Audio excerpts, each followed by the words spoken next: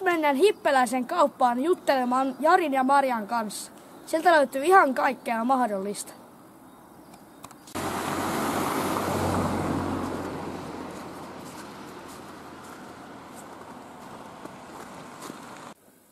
Tässä on Jari ja Maria. Katsotaan ensin mitä kaikkea täällä on ja sitten jutellaan. Joo, sopii.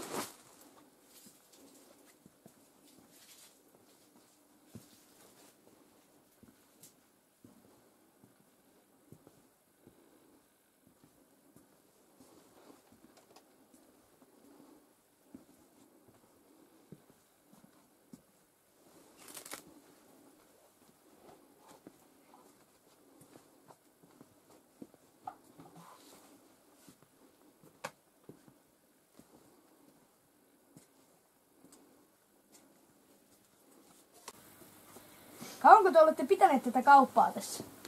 Me aloitettiin marraskuussa 1991, eikä tästä tulee 27 vuotta. Ja 28 vuotta tulee nyt ensi syksynä täytteen. Okei. Siellä. Joo. Tää on hieno vanha rakennus. Mitähän tässä on ollut aikaisemmin? Tässä on ollut Luopeusten osuuskauppa, aikaisemmin sen jälkeen Voima ja sitten Siva oli tässä viimeksi, joka lopetti lokakuussa 1989. Mä en edes tiedä, että tässä on Siva. Kuinka te päätätte, että mitä tavaraa te otatte tänne myyntiin? Mikä siinä on niin tärkeää? No ensimmäisenä tietysti mikä voisi mennä kaupaksi ja sitten tietysti jotain kaikkea erikoista pitää tulla välillä myynnissä. Niin, että tulee niitä asioita. Niin. Mitä tavaraa täältä menee eniten vai meneekö kaikkea tasaisesti?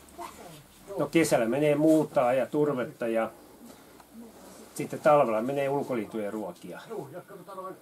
Ja muita menee sitten aika tasaisesti. Okei. Kesällä täällä näkyy olevan kova vilske. Käykö täällä silloin paljon enemmän väkeä kuin talvella? Kyllähän kesällä käy, kun on paljon mökkiläisiä ja sitten ohikulkijoita. Ja paikallisia on, kans ne tarvii kaikkea kesällä enemmän. Ja talvella on sitten, kun on hiljaisempaa, niin on tietysti vähemmän asiakkaita. Ja sen takia me pidetään alkuviikot talvella kiinni. Mikä tässä kaupan pitämisessä on parasta?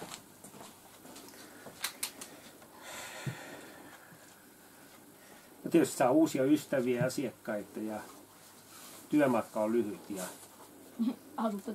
sitten ei ole, eikö tavallaan pomoja ei ole selän takana. Paitsi me ollaan toistemme pomoja. Niin. Kiitos Jari ja Maria, nähdään taas. Joo, kiitos.